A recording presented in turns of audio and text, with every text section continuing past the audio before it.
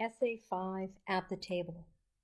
If more of us valued food and cheer and song above hoarded gold, it would be a merrier world. J.R.R. Tolkien, The Hobbit. One day, Eliot and I gathered in our tiny kitchen to bake bread. He scooped the yeast into the big green bowl. 1, 2, 3, 4, 5, until it covered the water and honey. We stirred in the flour. "What does yeast mean, Mummy?" Eliot asked. "Yeast makes it really yummy and fluffy when we bake it," I said. I could have told him more if I understood it myself. But the truth of baking this bread is that it is just as magical to me as it is to my toddlers. I wait an hour and watch how the flour, heavy as it is, becomes consumed by little bubbles, light as a feather, overflowing the top of the green mixing bowl. Now that he is a little bigger, Eliot makes his own bread, mixes a little yeast with flour and honey and salt and water, and rolls it out on the counter. We pop it into the oven for 15 minutes and cut it into fourths when it is just browned. It is a celebration of his newfound love for baking, for touch and sight and smell.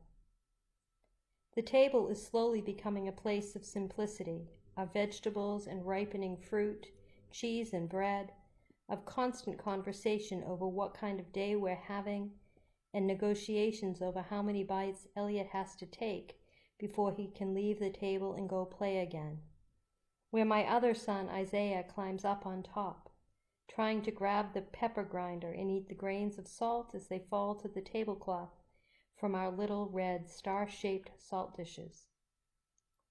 And sometimes, in a moment of quiet, when I see my own family huddled around me, I sit back and think of them, my Native American ancestors, who lived so long ago in the peace of their own spaces.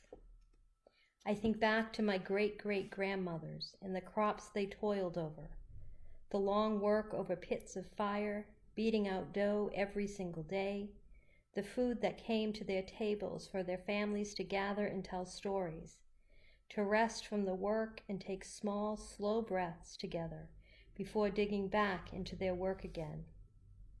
I think of how they used every bit of everything they had, using corn husks to make sleeping mats and dolls and clothing after the hominy was cultivated by those same hands. They reached for God too in the callousing of their fingertips. We watch for hours as the dough rises, as we eat meals and play games and read books. The yeast works constantly, the honey marinates, seeps into the flour's very being. Yeast brings that dough to life, calls every fiber to the surface, billowed up and over its own edges. Hours later, I take 3 loaves of honey wheat bread out of the oven and slather them with butter. And Eliot watches and Isaiah reaches for it, because it's all ours and it's all holy, that space we share in the corner of our kitchen where our souls billow up, asking for grace to rise and cover us. A prayer. Jesus, it will take us our whole lives and all of eternity to understand how exactly you came to be the bread and the wine. It will take us our whole lives and all of eternity to understand how exactly you offer yourself to us in such a way. We do not fathom it, and so we cannot fathom you. But we will spend our whole lives and all of eternity trying. Amen.